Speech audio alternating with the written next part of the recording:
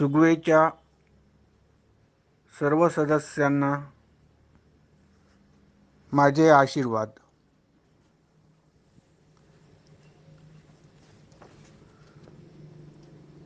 काल आपण 13व्या ओवीचा विचार केला. गुरु तत्पद शिव, शिष्य त्वम पद जीव, म्हणून तयाचे चरणी भाव, धरी ऐक्यतेचा. तत्वमसी हे जे वेदांचं महावाक्य आहे, त्यातलं जे तत् हे जे पद आहे, परमात्म्याचं दर्शक पद, तोच आपला गुरु आहे. तत् हा आपला गुरु आहे आणि तो शिव आहे, तोच आपला ईश्वर आहे. आणि आपण शिष्य आहोत. तत् नंतर जे त्वम येतं, हे त्वमपद जीवाचं आहे, शिष्याचं आहे. आता हा गुरु म्हणजे शिव आणि शिष्य म्हणजे जीव. आता या जीवाला शिवापर्यंत जायचं आहे, परमपद प्राप्त करायचं आहे, स्वरूप ज्ञान करून घ्यायचं आहे. मग त्यासाठी आपण एक काल दृष्टांत बघितला की 10वा कोण?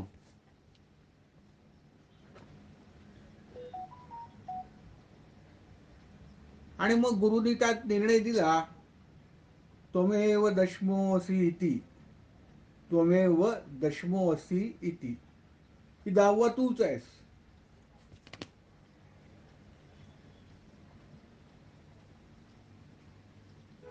सर्वजण जगातले त्या 10व्याच्या शोधामध्ये आहेत.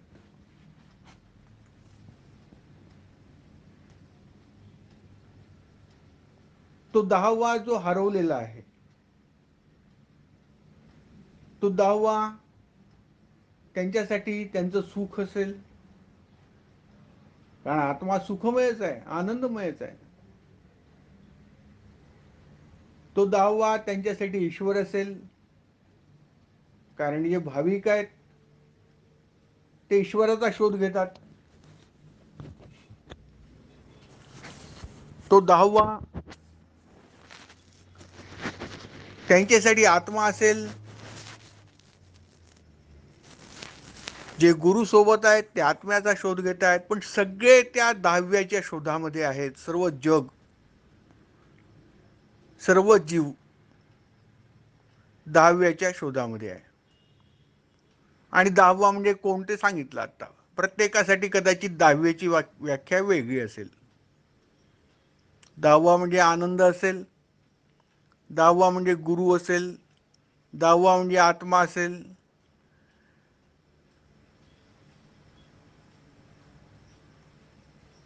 आणि गुरुनी सांगितलं की हा जो 10वा आहे, हा 10वा तूच आहेस, त्वमेव दशमोऽसि. मग त्याला हे जेव्हा ज्ञान होतं की मी ज्याच्या शोधात आत्तापर्यंत होतो,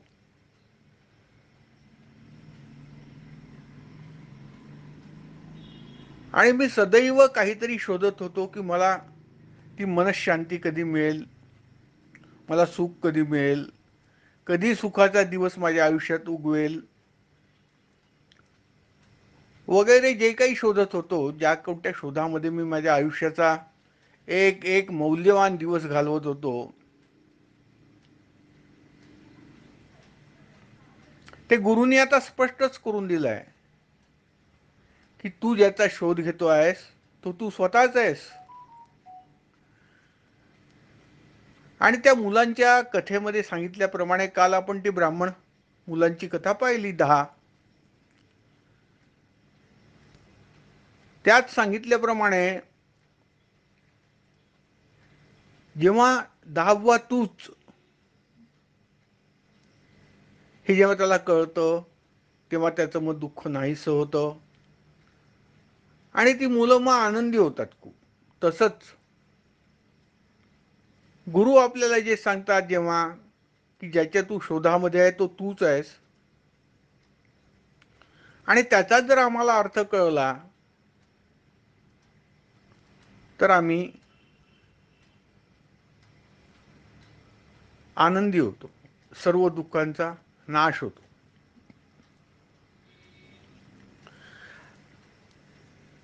आणि ती जी मुलं आहेत, जे स्वतःविषयीचं ज्ञान हरवून बसले आहेत, स्वरूपाचं ज्ञान हरवून बसलेली मुलं आहेत, त्यांना कळत नाहीये की दावा आपल्यातला कोण आहे, हा कुठे बरं असू शकेल. ही त्यांची जी जीवस्थिती आहे ती जीवस्थिती आहे त्यांची. ही त्या मुलाची किंवा मुलांची जी स्थिती झाली होती की त्यांना काही कळत नव्हतं, ते दुःखाचा अनुभव घेत होते, ती कोणाची स्थिती आहे, जीवाची स्थिती आहे. आणि आता जीवाकडनं त्यांना शिव व्हायचं आहे, त्यांना सर्व दुःखांवर विजय मिळवायचा आहे, जे अप्राप्य आहे ते प्राप्त करून घ्यायचं आहे, ज्या इच्छा कामना आहेत त्या पूर्ण करून घ्यायच्या आहेत, जे कळत नाही ते साध्य करून घ्यायचं, त्याचं ज्ञान करून घ्यायचं. आणि त्याच्यासाठी आपण गुरु आपल्याला सांगतात, काय सांगतात, तुमेव दशमोवसी, अरे तो तूच आहेस म्हणून, दुसरं काय गुरु सांगत नाहीत. बस गुरुचं ज्ञान एवढंच आहे. पण हे ज्ञान व्हायला आम्हाला 7 पायऱ्या चढाव्या लागतात, 7 स्टेजेस मधनं जावं लागतं. आणि हे केवळ आमच्यावरती अवलंबून आहे, आमच्यावर निर्भर आहे. या 7 ज्या पायऱ्या आहेत, 7 ज्या स्टेजेस आहेत, त्या आम्ही केव्हा आणि कशा साध्य कराव्या. त्या गुरुच्या सांगण्या बोलण्याकडे, उपदेशाकडे जेवढं कमी लक्ष देऊ आम्ही, जेवढा कमी वेळ देऊ, तेवढं अर्थातच उशीर आम्हाला होणार आहे. कदाचित 15 वर्ष लागतील, कदाचित 25 वर्ष लागतील, कदाचित मग पुढचा जन्म घ्यावा लागेल. आणि जेवढा वेळ गुरूंना जास्ती देऊ आम्ही, तेवढं लवकर होईल. कदाचित 1च वर्षात कळेल, कदाचित 6 महिन्यातच कळेल. आणि आणखी गुरुशी तुमची प्रॉक्झिमिटी वाढली तर कदाचित 1 महिन्यातही कळेल. ते तर गुरु आहेत. आणि सरते शेवटी त्यांच्या इच्छेने ज्ञान होणार आहे. पण अर्थात गुरु देखील समर्पण पाहणार आहे, आणि समर्पण म्हणजे काय ते काल आपण पाहिलं. आणि या 7 स्टेजेस आहेत: अज्ञान, नंतर आवरण, नंतर विक्षेप, नंतर परोक्ष ज्ञान, नंतर अपरोक्ष ज्ञान, आणि मग सर्व दुःखांचा नाश, शोकनाश, आणि त्यानंतर ब्रह्मानंद, आनंदच आनंद.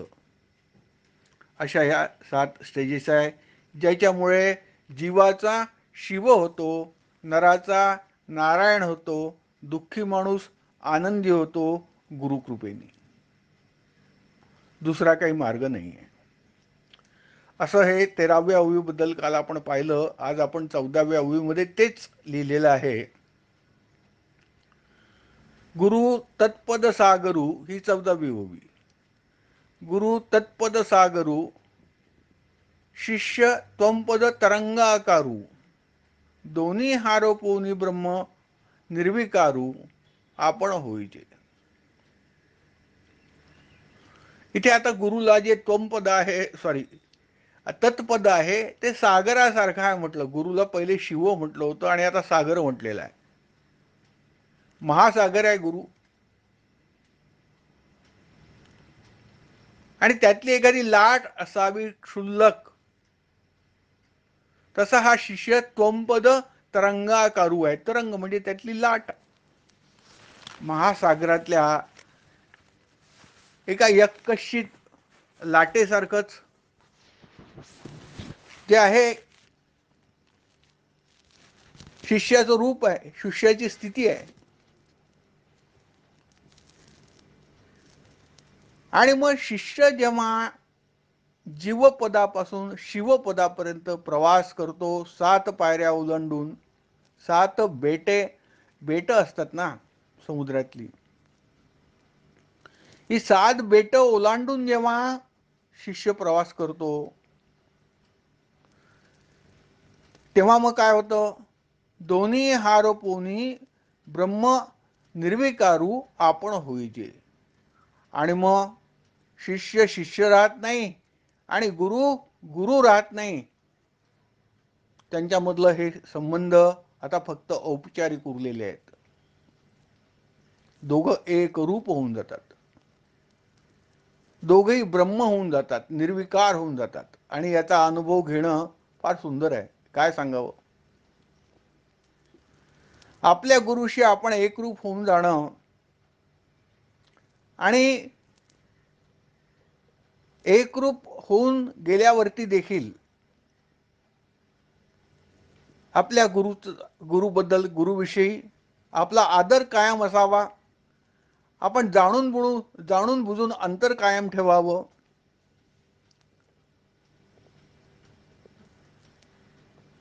हे शिष्याचं आपल्या गुरुप्रती असलेलं प्रेम आहे, आदर आहे. पण ते आता एकच होऊन गेलेले असतात, दोन्ही हरपलेले असतात. आता शिष्यासाठी तो गुरु गुरु राहत नाही,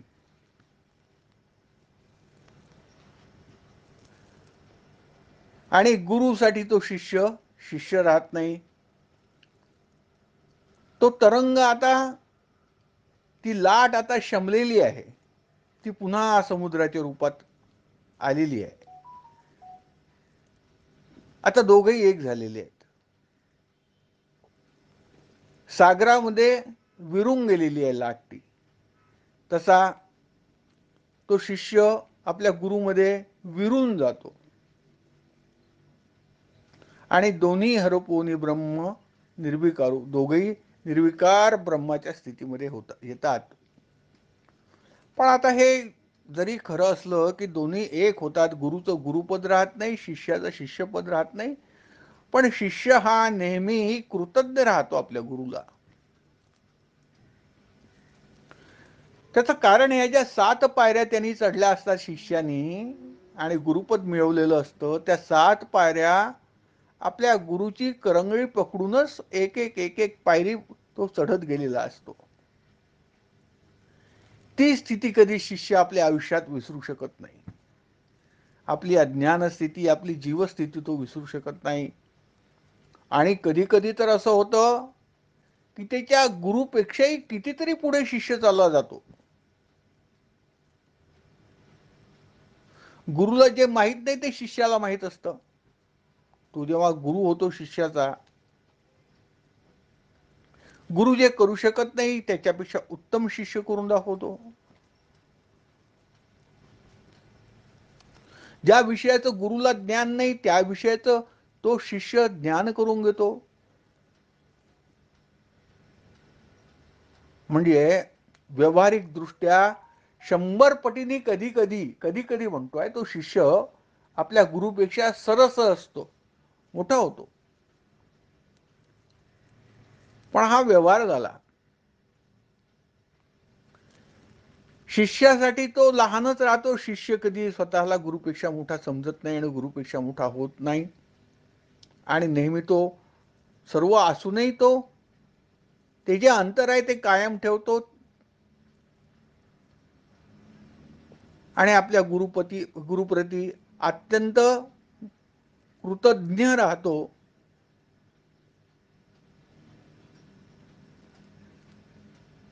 अशी ही गुरु शिष्यांची कहाणी या 14व्या ओळीमध्ये सांगितलेली आहे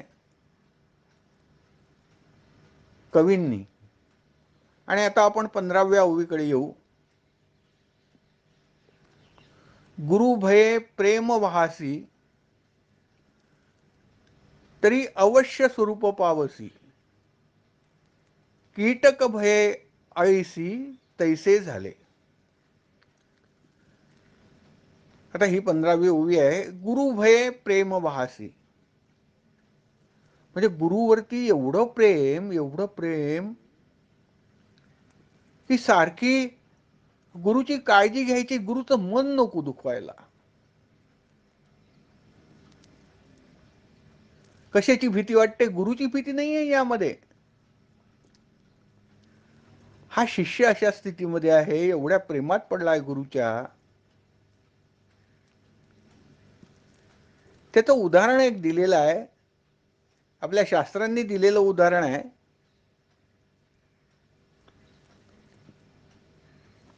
की एखादी विवाहित स्त्री असली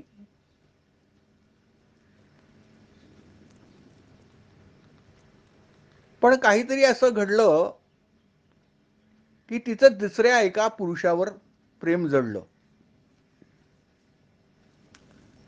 या प्रेमाच्या दुनियेत काही सांगता येत नाही काय होईल ते. कोणाचं कोणावरही प्रेम होऊ शकतं. आणि आता हा जो श्लोक आहे जो मी सांगतोय तो तर अत्यंत प्राचीन आहे. मग 2020 मध्ये काय स्थिती असणार. आता ही स्त्री तिचा जो प्रियकर आहे त्याची जशी सतत आणि निरंतर वाट पाहत असते. घरातली कामं करताना तिला आपल्या प्रियकराची आठवण येते.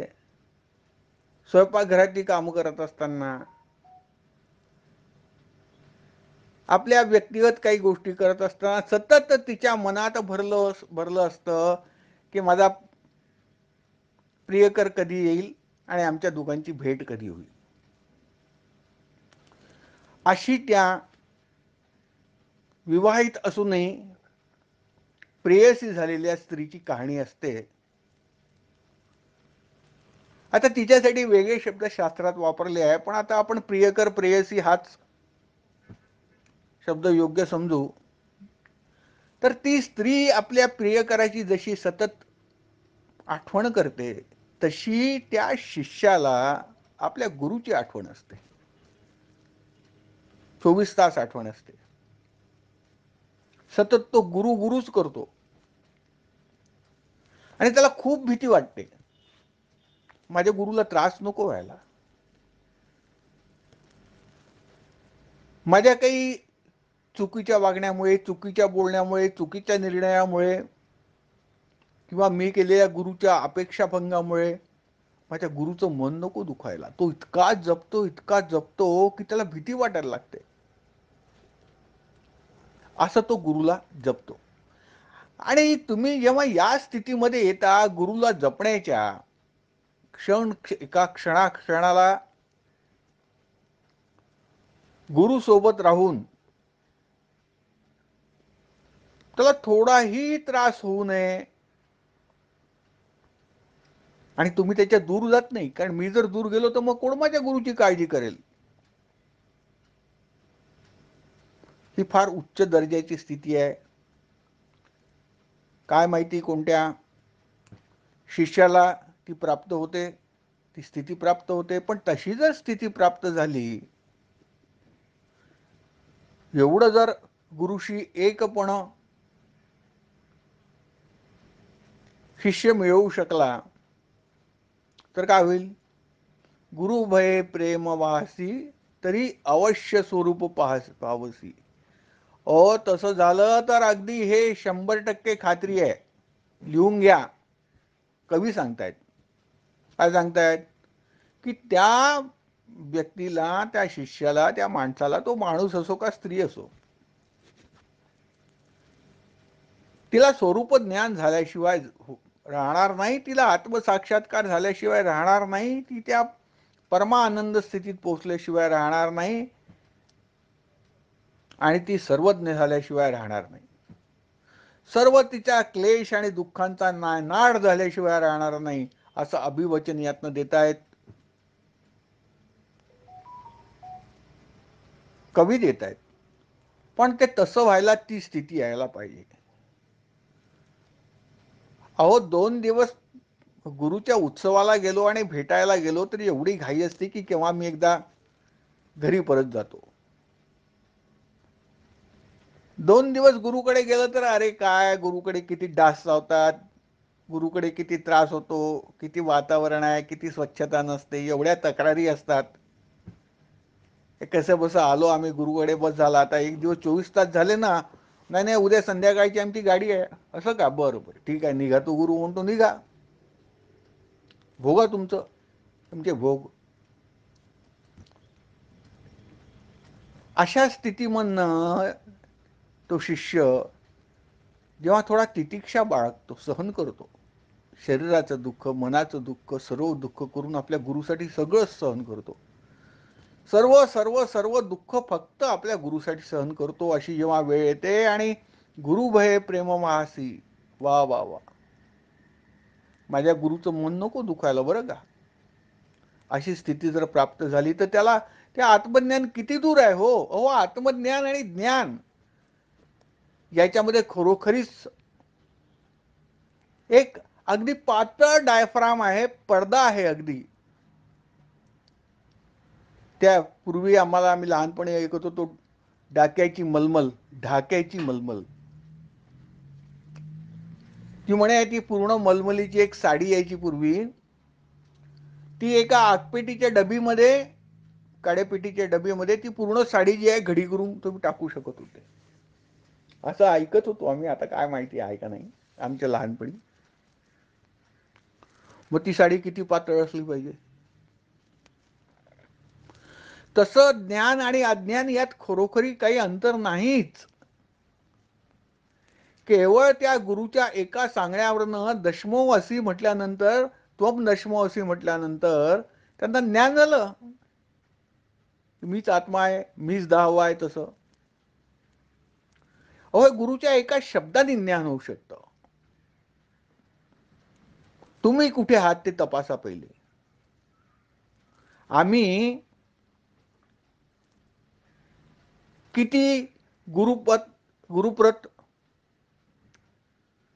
समर्पण आमचं झालंय, किती पर्सेंट झालंय आमचं, एक झालाय का 1-2% तरी, याचा विचार करा.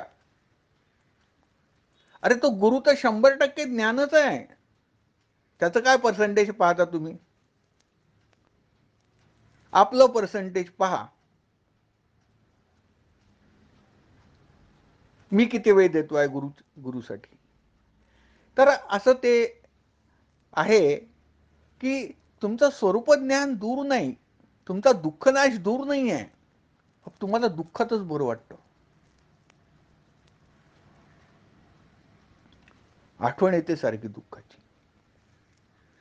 कीटक भये आळीसी तैसे झाले. आता या अळीबद्दल एक उदाहरण शास्त्रामध्ये नेहमी दिलेलं आहे, किंवा वेदांत ग्रंथामध्ये असं दिलेलं आहे की एक अळी असते,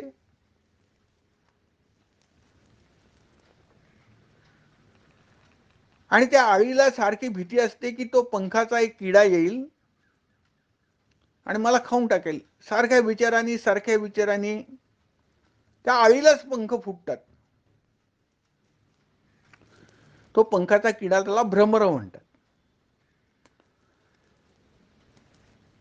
तर त्या भ्रमराच्या भीतीमुळे किंवा भ्रमराच्या विचारांनी सतत त्या अळीलाच पंख फुटतात आणि ती पण उडायला लागते. या इथे या ज्यांनी लिहिलेलं आहे त्यांनी याचं नाव लिहिलंय कुंभारीण. त्या किड्याचं नाव, त्या अळीचं नाव कुंभारीण म्हणतात तिला.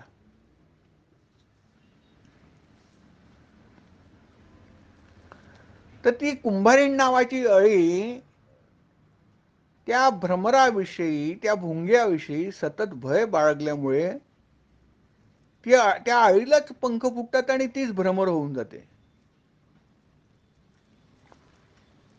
असा हा दृष्टांत दिलेला आहे कवींनी. तसंच आणि तद्वतच आपल्या गुरुबद्दल सतत प्रेमायुक्त, त्यांना काही त्रास होऊ नये असं भय बाळगल्यामुळे हा शिष्य देखील काय होतो, हा शिष्य देखील गुरु होऊन जातो, शिष्य ज्ञानी होऊन जातो आणि पूर्णत्वाला पोचतो. सतत माझ्यात काहीतरी कमी आहे, मला हे पाहिजे ते पाहिजे असं जे त्याला वाटत असतं. कशासाठी दुःखी असतो शिष्य? का दुःखी असतो? ते मला काहीतरी कमी आहे. मला काहीतरी पाहिजे. काहीतरी म्हणजे काय, मला नोकरी नाही आहे, माझं लग्न झालेलं नाही आहे, मला मुलं बाळं नाही आहेत, मला सुख मिळत नाही आहे, माझी ही कामं होत नाहीत, माझी ती कामं होत नाहीत, मग नंतर मग माझ्या मुलाला नोकरी लागत नाही, काय वाटेल ते, मला हे पाहिजे, मला ते पाहिजे, किंवा माझं ते होत नाही, माझं ते होत नाही, माझं ते झालं पाहिजे. याचा अर्थ तो कशाच्या शोधामध्ये आहे? पूर्णत्वाच्या शोधामध्ये आहे. त्याला वाटतं असं हे सगळं माझी कामं सगळी झाली की मला पूर्णत्व प्राप्त होईल, मग मला कशाची गरज भासणार नाही. कशाची गरज भासणार नाही अशी स्थिती केव्हा येईल, त्याच्या शोधामध्ये हा शिष्य आहे.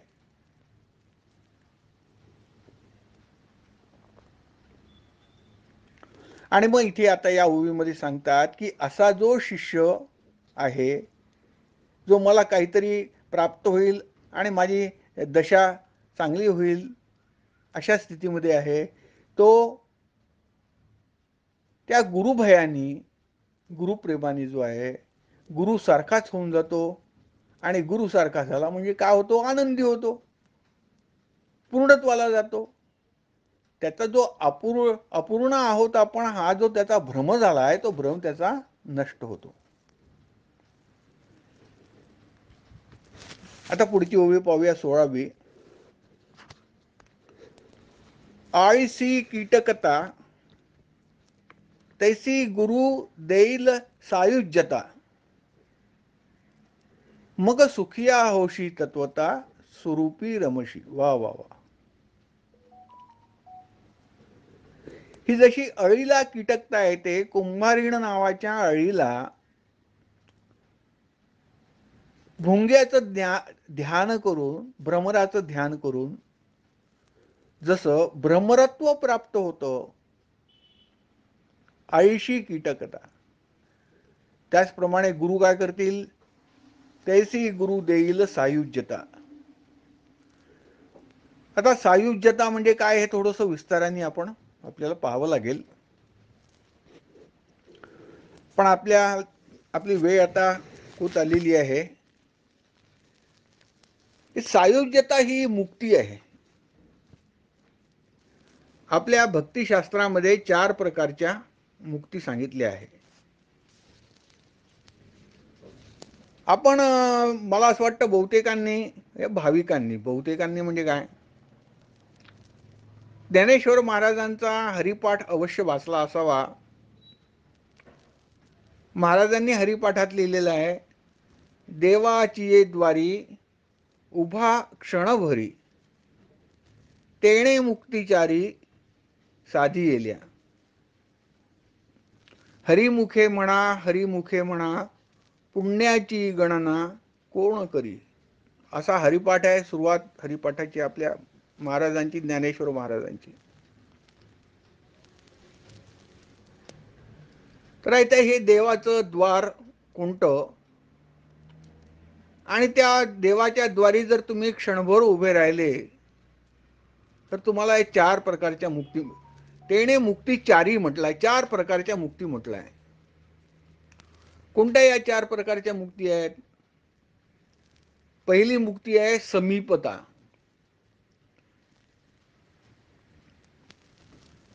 ही मुक्ती मिळते भक्तीमध्ये, देवाची भक्ती केल्यावर. दुसरी मुक्ती आहे सलोकता. तिसरी मुक्ती आहे स्वरूपता. आणि चौथी आहे सायुज्यता. आणि ज्ञानेश्वर माऊली इथे सांगते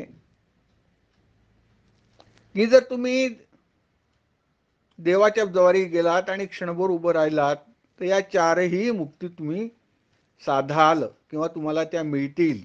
आणि तेवढ्यासाठी तुम्ही काय करा? हरिमुखे म्हणा पुण्याची गणना कोण करी. तुम्ही फक्त आपल्या तोंडून गजर करीत राहा हरिनामाचा, आणि सतत मुखाने हरी हरी हरी हरी हरी हरी हरी हरी करत राहा. फार तर हरिओम म्हणा, फार तर हरिओम तच काहीही म्हणा, हरिनामाचा गजर करा.